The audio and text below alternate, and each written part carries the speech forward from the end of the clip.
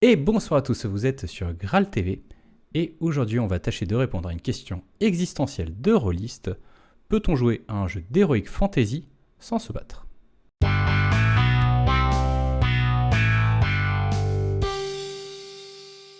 Historiquement, la sainte trinité du médiéval fantastique, composée du guerrier, du mage et du prêtre, a toujours eu pour vocation de sauver le monde et de l'embellir, voire de le pacifier.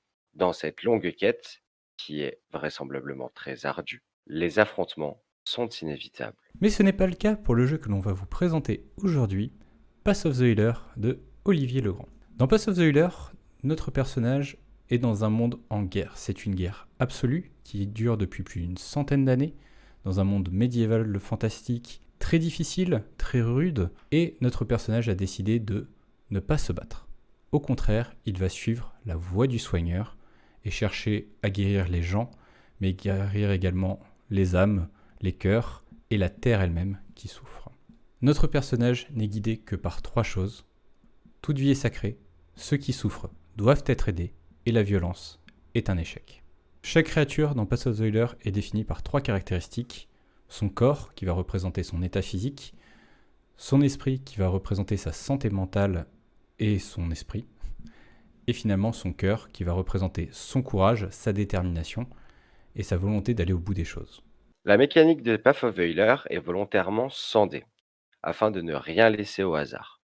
Toute action notable et marquante demandera au joueur de payer un effort en concentration, courage ou vitalité. C'est donc en utilisant et en gérant ces ressources que les joueurs pourront mener leur scénario et leur campagne à son terme. Ces ressources sont directement liées à nos caractéristiques de corps, d'esprit et de cœur, et si ces derniers viennent à baisser, parce que l'on va subir une blessure ou un choc traumatique, eh bien ces points vont également baisser proportionnellement. La création de votre personnage dans Path of the Healer est extrêmement simple. Elle se basera sur 3 étapes de la vie de votre personnage qui constitueront un petit background qui est largement suffisant pour jouer. Il vous faudra définir une phrase sur son enfance, une phrase sur sa vie avant de devenir soigneur et une phrase sur ce qui l'a poussé à devenir soigneur. Pour compléter ce personnage, il va falloir lui donner une apparence et, petit plus, une apparence à son bâton qui est réellement le symbole des soigneurs dans ce jeu, et lui donner un défaut et une qualité qui sont stipulés dans le jeu comme un point fort et un point faible pour être un peu plus large. Une fois que votre personnage est ainsi constitué, en tant que soigneur, il va devoir choisir sa ou ses voies. En effet, dans Path of the Healer, tout le monde ne soigne pas tout et n'importe quoi, et les voies seront directement liées à vos points de ressources. Nous avons la voie des blessés pour les blessures physiques, la voie des malades pour la maladie et la souffrance, la voie des égarés qui soigne tout ce qui est psychique et folie, la voie des désespérés pour s'occuper du désespoir et de la peur qu'ont engendré ces années de guerre, et la voie des sans-vie. Les sans-vie, dans ce monde, sont la petite touche fantastique, sont comparables à des morts vivants. Seul un groupe de personnages peut battre les sans-vie, et ce groupe, c'est vous. Dans les sans-vie, on trouve également tout ce qui va être créatures démoniaques, et c'est là où on va retrouver le setting de base de Pass of the Healer qui veut être ancré dans la réalité. Donc l'auteur vous conseille de prendre des créatures démoniaques selon le folklore de là où vous jouez. Donc avoir des créatures purement démoniaques au sens biblique du terme si vous jouez dans une Europe fantaisiste, mais également des yokai si vous préférez jouer dans un Japon, etc., etc. Il y a une autre chose de notable dans cette création de personnage. Vous n'avez pas besoin de matériel à définir. On part du principe que votre personnage a ce qu'il faut avec lui, et que dans tous les cas, il n'a besoin que de très peu de choses pour vivre, et donc que ce n'est pas important. Et donc, nos personnages sont profondément pacifistes. Ils respectent toute vie et n'engageront jamais aucun combat. Cela dit, ils sont dans un monde qui est extrêmement violent, extrêmement difficile, et s'ils doivent faire face à la violence, ils n'ont que 3 options à leur disposition. La première est de dissuader vos opposants. En effet, vos soigneurs ne représentent pas une menace et sont une congrégation connue. Donc il se peut que l'on vous laisse tout simplement passer si vous négociez votre chemin. La deuxième, plus simple, va être de s'échapper, de courir. Et là, on va avoir de nouveau besoin de cette ressource. Donc il va falloir piocher dans vos réserves personnelles et faire un effort pour essayer de vous enfuir en cas de conflit. Et la dernière va être de se défendre. Se défendre est une mécanique que l'on va retrouver ailleurs dans le jeu. Cela va permettre bien sûr de se défendre soi-même, mais de défendre également les autres, et peut-être leur laisser une possibilité à eux de s'enfuir pendant que vous vous sacrifiez pour le reste de l'équipe. Bien sûr, se défendre n'est pas sans risque, car vous allez subir des blessures physiques et possiblement morales. Et donc, en quoi Path of the Healer se démarque des autres jeux de rôle auxquels on peut jouer? Dans Path of the Healer, vous allez, au début, quand vous allez découvrir le jeu, retrouver ça relativement assez simple. Le revers de la médaille est qu'en fait, on se rend compte très vite que la première habitude qu'a un rôliste, c'est de taper sur ce qui le dérange. Donc ce jeu va amener des réflexions et va amener une façon différente d'envisager une situation, surtout lorsque la personne que vous devez sauver, car toute vie est sacrée, se retrouve sur un échafaud et prêt à être pendu au coin d'un chemin. Voire pire, vous pourriez avoir à soigner quelqu'un qui vous débecte profondément, qui vient de faire des actes ignobles, mais votre voix vous dit qu'il faut le faire. Autre différence assez importante, lorsque vous allez maîtriser sur Path of the Healer, il va falloir voir assez différemment les choses. En effet, vous ne pouvez pas juste proposer 6 bandits de grand chemin qui vont être au milieu de la route. Il va falloir penser une histoire complète pour tous ces personnages, avec leurs buts, leurs faiblesses et des solutions pour vos joueurs afin de désamorcer la situation. Dans Path of the Healer, ce qui va être le plus ressenti par les joueurs, c'est le sentiment d'urgence. On tente quelque chose qui ne marche pas, le bandit commence à s'énerver, et lui est beaucoup moins patient et beaucoup moins pacifiste et dégaine directement son épée envers votre hôte, en le menaçant et en vous demandant d'accéder directement à ses désirs. Le problème est donc que vous ne pouvez pas vous battre, et dans ce cas-là, il va falloir réfléchir assez vite pour essayer de trouver une solution pouvant vous tirer d'affaire et tirer d'affaire toutes les personnes présentes dans la pièce. Car c'est un des points forts sur Path of the Healer. Il faut que le joueur soit face à des véritables choix moraux. Au final, il n'y aura pas une dualité de bons choix, mauvais choix. Tous les choix sont basiquement mauvais, il faudra juste choisir le moins pire d'entre eux.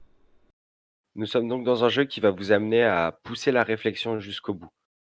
À quel niveau est-ce que votre personnage qui croit en son culte et qui décide de défendre des valeurs, est-il prêt à aller pour défendre justement ces valeurs de non-violence et de paix? D'ailleurs, si vous voulez vous procurer ce jeu, vous ne pouvez pas l'acheter, vous devrez faire un don à Médecins sans frontières, et c'est une des volontés de l'auteur de montrer l'absurdité de la guerre, justement, et de toute cette dualité d'être un médecin dans ce genre de situation. Et c'est extrêmement bien retranscrit dans l'esprit du jeu. L'auteur nous met dans une position où on se sent vulnérable, où on a l'impression de subir les événements qui se déroulent devant nous, mais tout en appuyant sur nos épaules le poids des responsabilités qui est de sauver des vies. Donc pourquoi jouer à Path of the Healer? Déjà, le jeu est excellent, il est vraiment très très bien pensé. La mécanique est simple, efficace. On va se rendre compte à quel point nos ressources sont précieuses après seulement quelques minutes de jeu, alors qu'au début on a l'impression que tout va bien se passer et tout va aller bien et qu'au final ça ne coûte presque rien de faire une action. Il faut aussi jouer à Path of the Healer pour se rendre compte de la frustration que l'on peut avoir à ne pas, pour une fois, déclencher de bagarres de taverne ou ne pas rabaisser le caquet du chef des bandits qui arrive sur notre chemin. Et cette conception de la violence gratuite qui sort de plus en plus facilement quand on joue à un jeu de rôle, qui est aussi un exutoire, est là entièrement remise en cause et on se retrouve du coup à réfléchir nos personnages différemment. Et je dirais même qu'on ira plus loin, parce que même sans vouloir forcément attaquer, on va parfois chercher à se défendre de façon très belliqueuse.